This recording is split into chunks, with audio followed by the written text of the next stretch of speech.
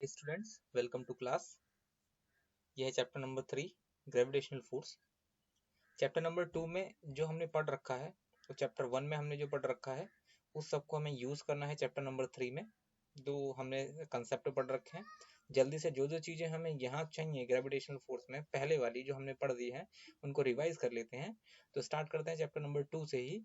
तो हमने ये कहा था कि अगर कोई ऑब्जेक्ट स्टेशनरी पोजीशन में है या फिर it is moving with uniform velocity, तो उसको डिस्टर्ब करने के लिए हमें कोई एक्सटर्नल फोर्स चाहिए। ठीक है, या आप ये कह सकते हैं कि जो फोर्स होता है वो ही कॉज होता है मोशन के लिए। ठीक, विदाउट फोर्स कोई मोशन नहीं होती। अगर कोई ऑब्जेक्ट यूनिफॉर्मली मोशन में है और उसकी डायरेक्शन चेंज हो जाती है सपोज, ठीक, तो वो भी फोर्स के कारण ही हुआ होगा। उसकी स्पीड कम हो जाती है, फोर्स के कारण हुआ होगा। पहले जितनी स्पीड थी उससे ज्यादा हो जाती है, तो वो भी फोर्स के कारण ही हुआ होगा। ठीक, सो फोर्स इज रिस्पॉन्सिबल। ठीक, हमने फर्स्ट लॉ पढ़ दिया था, सेकंड लॉ पढ़ दिया था। ठीक है, rate of change of momentum is directly proportional to the force. तो जो फोर्स है उसकी जो कैलकुलेशन है हम उसके मोमेंटम में टाइम के साथ आए जो चेंज हैं, जो वेरिएशन है, उससे निकाल सकते हैं। फिर थर्ड लॉ पढ़ा था, उसमें हमने कहा था कि every action has equal and opposite reaction. It means कि जो भी हमारा, हम किसी भी ऑब्जेक्ट पे फोर्स लगाएंगे तो वो भी क्या करेगा, उतना ही फोर्स दूसरे ऑब्जेक्ट पे लगाएगा। उसको हम बोलते थे एक्शन रिएक्शन फोर्स। ठीक, उसके अलावा law of conservation of momentum हमने पढ़ा था, वो इसमें कुछ खास हम यूज नहीं करने वाले हैं। ठीक, उसके पहले हमने एक्सेलरेटेड मोशन पढ़ा था। तो एक्सेलरेशन क्या होता है, जब किसी ऑब्जेक्ट की स्पीड कंटिन्यूअसली लगातार बढ़ती रहती है तो वो उसकी एक्सेलरेटेड मोशन होती है। ठीक, तो ये सारी चीजें तुमको मोटे मोटे तौर पे याद होनी चाहिए अभी के लिए। तो मैंने एक बार रिवाइज तुमको करा दिया है, और बाकी तो बाकी सारा भी याद होना चाहिए तुमको, लेकिन अभी हमको इस चैप्टर में इतना ही चाहिए, तो हमने इतना रिवाइज कर दिया है। जहां जहां हमें जरूरत पड़ेगी कुछ नई चीजों को इंट्रोड्यूस करने की, हम बड़े आराम से उनको इंट्रोड्यूस कर सकते हैं। तो आप लोग समझ जाना, ठीक है, कुछ भी नया नहीं होगा इसमें। So let's start this chapter, chapter number 3, gravitational force. ये बहुत ही ज्यादा इंटरेस्टिंग चैप्टर है। तो आपने बहुत सारी चीजों के बारे में सोचा होगा, जैसे मान लो हमारे पास कोई ग्राउंड है ना? उस ग्राउंड पे अगर हम कोई बॉल लें, उस बॉल को ऊपर की ओर फेंक दे, तो क्या होता है, बॉल नीचे आ जाती है अपने आप ही। राइट, ये नीचे आ जाएगी। ऐसा क्यों होता है, आप फेंक दोगे ये फिर से नीचे आई, तो ऐसा क्यों होता है? ऐसा होता है ग्रेविटेशनल फोर्स के कारण। किसके कारण? ग्रेविटेशनल फोर्स के कारण। ठीक है, अच्छा, या सपोज किसी मैंगो ट्री से, this is the mango tree, है ना? अब मैंगो ट्री से कोई मैंगो गिरेगा तो कहाँ गिरेगा, नीचे ही गिरेगा। ठीक, ये ऊपर क्यों नहीं चले जाता? ठीक, ये ऊपर क्यों नहीं चले जाता, ये नीचे ही क्यों आता है हमेशा? You all knows that we are in the space. हम स्पेस में हैं। स्पेस में है का मतलब क्या होता है? स्पेस में है का मतलब है कि आप यहाँ से कर सकते हैं, ये हमारी अर्थ है, और देखो अर्थ के ना तो इधर कुछ है ना ही इधर कुछ है, राइट, और ना ही इधर कुछ। आप देख रहे हो ना 3D में, आप देखोगे चारों ओर देखो, इसके आराम से कुछ भी नहीं है। ठीक, और हमें ये भी पता है कि अर्थ में इतना सारा वाटर है ना? अर्थ में इतनी सारी लैंड है या बहुत सारे मिनरल्स हैं इसमें। ठीक, तो जरा सोच के बताओ कि जब इतना सारा वाटर अर्थ में है, तो ये सारा का सारा वाटर जो है स्पेस में पोर क्यों नहीं हो जाता, गिर क्यों नहीं जाता, है ना? क्या अर्थ में कोई थैली वैली लगी है क्या? कोई थैली नहीं लगी, कुछ नहीं लगा है ना? लेकिन तब भी ये पूरा का पूरा वाटर जो है अर्थ के साथ ही चिपका हुआ है ना? इतने सारे जो है लहरें आती हैं समुद्र में, देखा हो कितनी बड़ी बड़ी लहरें आती हैं, तब भी जो है अर्थ से नीचे नहीं गिरता। ठीक, इस वाटर को जो है पोर हो जाना चाहिए। आप जरा पानी से भरा ग्लास उल्टा करके देखना क्या होगा, नीचे अर्थ में गिर जाएगा ना? ठीक, लेकिन अर्थ में जो पानी है वो तो नीचे जा ही नहीं रहा स्पेस में। तो ये ऐसा होता क्यों है? ठीक, ये होता है एक फोर्स के कारण, है ना? फोर्स को भी एक पावर के जैसे मान लो, एक पावर के कारण, एक फोर्स के कारण। उस फोर्स को हम बोलते हैं ग्रेविटेशनल फोर्स। ठीक, तो ये सारी चीजें जो थी ग्रेविटेशनल फोर्स के कारण ऐसा होता है। आप कोई भी ऑब्जेक्ट को अर्थ के ऊपर फेंकने की कोशिश करेंगे, वो वापस से अर्थ पे लौट के आ जाएगा।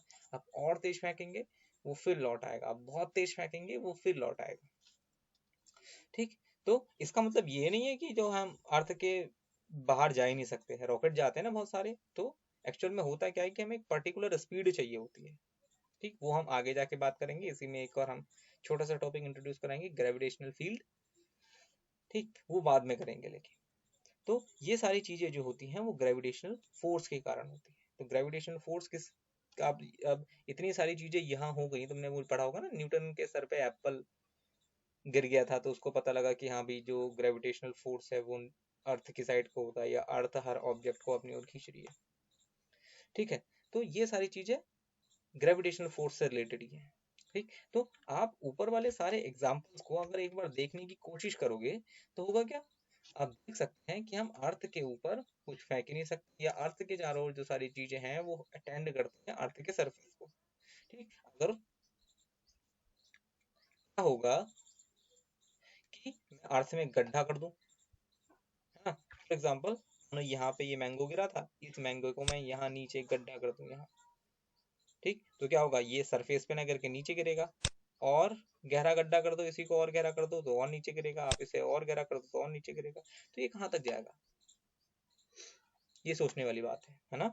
मैं गड्ढा करते जाऊंगा, नीचे तक जाते जाएगा, जाते जाएगा, जाते जाएगा, जाते जाएगा, तो कहाँ तक जाएगा, जरा सोच के देखो कहाँ तक जाएगा, और मेरे को कमेंट करके बता देना।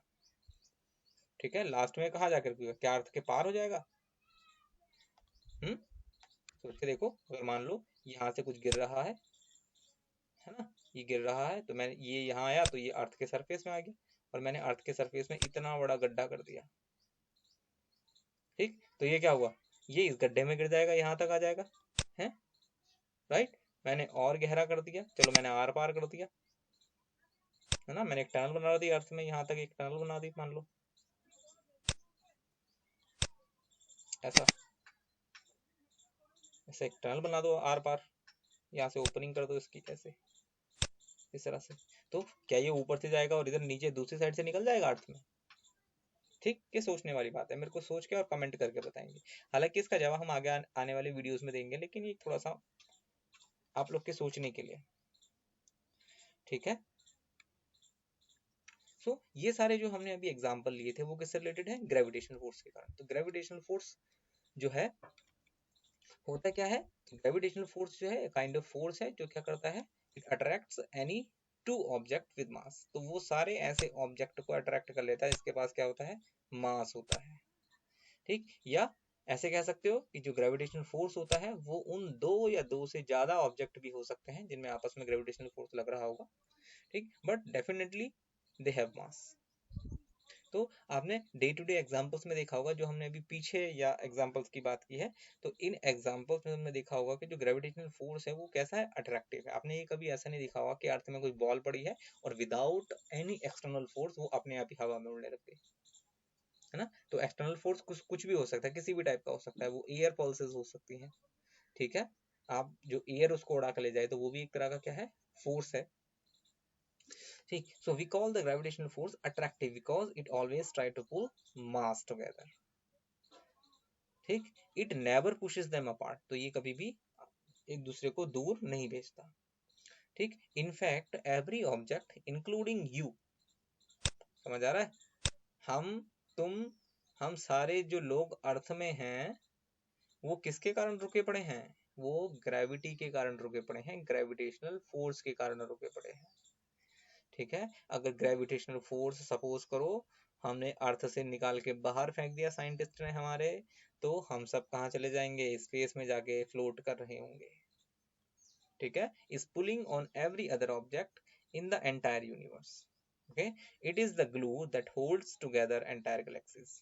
तो ये इसकी सबसे बड़ी खासियत है या इंपॉर्टेंस है। ये क्या काम करता है, इसकी दो इंपॉर्टेंस जरूरी है। एक तो है ह्यूमन लाइफ के लिए, हमारी एग्जिस्टेंस के लिए, कि ये हम पे भी लग रहा है जिसकी वजह से हम अर्थ पे अगर जंप भी करते हैं तो अर्थ से नीचे ही लौट के आ जाते हैं। मून में ग्रेविटी थोड़ी कम हो जाती है तो मून में हम थोड़ा सा ज्यादा जंप कर सकते हैं। ठीक, तो इंक्लूडिंग यू मतलब हम सबको इंक्लूड करते हुए, तुमको मेरे को, मैं भी ह्यूमन बीइंग यू। सो इस तरह से, so it is the glue that holds entire galaxies. तो ये जो क्या करता है, एंटायर गैलेक्सीज को भी ये होल्ड करता है। ठीक, गैलेक्सीज को कैसे होल्ड करता है, ये सब लेते हैं। तो हमारी गैलेक्सीज में एक रफ हम ऐसा एक फिगर बना लेते हैं। हमारे पास एक सन होगा, ठीक है, एक सन होगा और बहुत सारे ये डिफरेंट डिफरेंट कलर्स के दिख रहे हैं। ये मान लो प्लेनेट 1 है ना, ये प्लेनेट 2 है, suppose this is planet number 2, this is planet number 3 and this is planet number 4, ठीक, दिस इज सन। तो ये सब क्या कर रहे होंगे, ऐसे रैंडमली सन के चारों ओर घूम रहे होंगे, ठीक। अब देखो जब ये सन के चारों ओर घूम रहे होंगे तो जरा सोच के बताओ, ठीक। चैप्टर नंबर फर्स्ट का आप देखो मैं रेफरेंस ले रहा हूँ, ठीक है, किसका, चैप्टर नंबर फर्स्ट का रेफरेंस ले रहा हूँ। और अब मैं ये कह रहा हूँ कि अगर कोई ऑब्जेक्ट सर्कुलर पाथ में चलता है तो लगातार उसकी डायरेक्शन ऑफ मोशन में चेंज होते रहता है, ठीक। और डायरेक्शन ऑफ मोशन में चेंज होने का अपने आप में मतलब है कि उस पर कोई फोर्स लगा होगा, अदरवाइज तो डायरेक्शन ऑफ मोशन में कोई चेंज नहीं आता।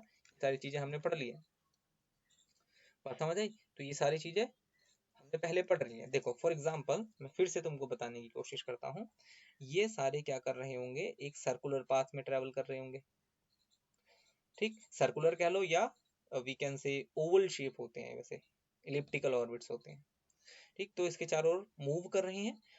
अब जरा सोच के देखो, ठीक, जब वो लगातार इसके आसपास ऐसे मूव कर रहे हैं, एग्जाम्पल ये देखो, फॉर एग्जाम्पल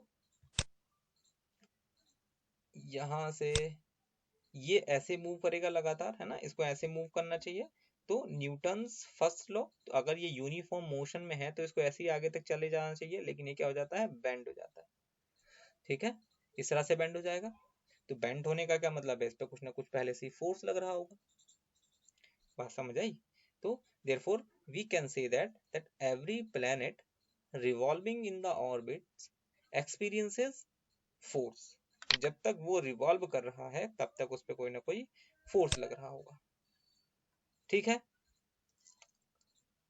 तो वो फोर्स कौन से होते हैं जो इसमें अभी तक लग रहे हैं, ठीक। अब जरा सोच के देखो, यहाँ है सन, ये है प्लेनेट, तो सन और प्लेनेट के बीच में ऐसा क्या है जो प्लेनेट हमेशा सन के चारों ओर ही घूम रहे हैं, है ना। ये जो हमारी अर्थ है ये सन के चारों ओर घूम रही है, ऐसा क्या है, वो ऐसा कौन सा फोर्स है, ग्रेविटेशनल फोर्स है। ये सारे प्लेनेट, वरना ये तो दूर हो जाने चाहिए ना, फ्लाई अपार्ट। सन के चारों ओर घूम रहे हैं, ये यहाँ से यहाँ तक आया, ये वाला प्लेनेट यहाँ से यहाँ तक आएगा, ऐसे घूमते घूमते। तो यूजिंग फर्स्ट लॉ अगर ये यूनिफॉर्म मोशन में है तो ये लगातार यूनिफॉर्म मोशन में रहेगा, इसको क्या जरूरत पड़ी है अपनी मोशन में चेंज लाने की, ठीक है, नेचर इसको अलाउ नहीं करती है। तो लेकिन ये फिर भी इस तरह से घूम जाता है। तो ये क्यों घूम जाता है, ये इसलिए घूम जाता है क्योंकि उसमें एक फोर्स लग रहा होता है, और इस फोर्स को हम बोलते हैं ग्रेविटेशनल फोर्स, ठीक। So this is a gravitational force that bind any planet with sun, बात समझ आई। तो ये है हमारी इंपॉर्टेंस, इस तरह से वो गैलेक्सी को बांध के रखता है। तो आपस में ये जो सन है इसके साथ, ये इसके साथ, ये इसके साथ क्या होंगे, ग्रेविटेशनल फोर्स से बाइंड होंगे, ठीक। और ये जो फोर्स लग रहा होगा हमेशा कैसा होता है, किसी एक ऑब्जेक्ट की साइड को लग रहा होगा, है ना। तो अब देखो अगर मैं ये कह दूं कि ये वाला जो, अब देखो थर्ड लो थोड़ा सा यूज करेंगे इसमें, अगर मैं बोलूं सन इसको अपनी ओर फोर्स लगा के एक्सर्ट कर रहा है, ठीक। तो ये क्या करेगा, जब उस पे सन इस पे कोई फोर्स लगा रहा होगा तो ये भी उस पे कुछ ना कुछ फोर्स लगाएगी मोमेंटरली, ठीक है। एवरी टाइम जितनी भी बार सन इसको अपनी ओर अट्रैक्ट करने की कोशिश करेगा उतनी बार ये ऑब्जेक्ट भी इसको अपनी ओर अट्रैक्ट करने की कोशिश करेगा, और ये प्रोसेस लगातार चलती रहेगी, ठीक। अब कुछ लोग तो में से ये सोच रहे होंगे कि सर इस तरह से अगर मैं ये कहूं कि अर्थ मुझे अपनी ओर अट्रैक्ट कर रही है तो क्या मैं भी अर्थ को अपनी ओर अट्रैक्ट कर रहा हूँ, क्योंकि मेरे पास भी मास है। ऑफ कोर्स तुम कर रही हो, but the effect is so negligible. क्यों, क्योंकि तुम दोनों के मासेस में बहुत ज्यादा डिफरेंस है, समझ आया। तुम दोनों के मतलब अर्थ के और तुम्हारे खुद के बीच में जो मासेस हैं उसमें बहुत ज्यादा डिफरेंस है। जैसे अर्थ है और अर्थ का एक मून भी है, ठीक, तो मून और अर्थ के बीच में ग्रेविटेशनल फोर्स लग रहा होगा। ठीक, तो अगर हम ये कह दें कि जो मून है वो अर्थ के चारों ओर इसलिए घूमता है क्योंकि अर्थ ने उसको ग्रेविटेशनल फोर्स से बांध रखा है। So absolutely true. ठीक, अगर आप ये बोलोगे तो क्या मून ने भी अर्थ को अपने ग्रेविटेशनल फील्ड में बांध रखा है? This is also absolutely true. ठीक, ये दोनों ही बातें क्या है? ट्रू। क्योंकि दोनों के मासेस में जैसे होता नहीं है, कुश्ती में हम देखते हैं कि जो भारी भरकम आदमी होता है, ज्यादा ताकतवर आदमी होता है, वो कमजोर आदमी को अपनी ओर खींच लेता है। ठीक, तो वैसा ही यहाँ भी कुछ हम समझ सकते हैं।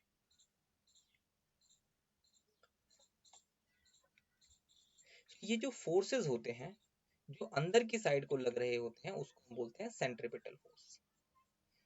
ठीक, तो यहाँ जो ग्रेविटेशनल फोर्स लग रहा होगा, यहाँ पे जो ग्रेविटेशनल फोर्स लग रहा है is a kind of centripetal force, जो इन प्लेनेट को अपनी ओर अट्रैक्ट करने की कोशिश कर रहा है।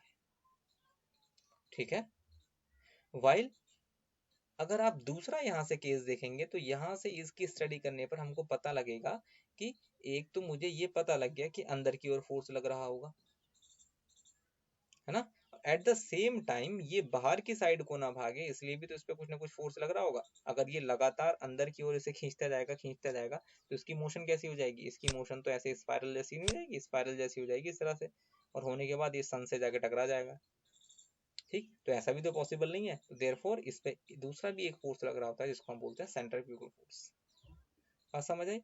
तो जो हमारी सेलेस्टियल बॉडी जो किसी ऑर्बिट में घूम रही होती है उन पे हमेशा दो टाइप ऑफ फोर्स लगते हैं, एक होता है सेंट्रीपिटल फोर्स, एक होता है सेंट्रीफ्यूगल फोर्स। इसमें से एक फोर्स जो होता है वो सेंटर सीकिंग फोर्स होता है। सेंटर सीकिंग मतलब सेंटर की साइड को लगने वाला, जैसे अभी यहाँ पे कौन लग रहा है सेंटर की साइड को? ग्रेविटेशनल फोर्स लग रहा है, और एक इस पे हमेशा बाहर की साइड को फोर्स लगेगा। ठीक, जो इसे अंदर जाने से रोकेगा। तो एक फोर्स लग रहा है जो इसे बाहर जाने से रोक रहा है अपनी ऑर्बिट से, और एक फोर्स लग रहा है जो इसे अपनी ऑर्बिट से अंदर जाने के लिए। और ये दोनों फोर्स कैसे होते हैं? इक्वल होते हैं और डायरेक्शन में अपोजिट होते हैं। अगर ये दोनों इक्वल नहीं होंगे, मान लो ये वाला बाहर वाला फोर्स ज्यादा है, तो ये क्या करेगा? बाहर की साइड को मोशन करने लगेगा।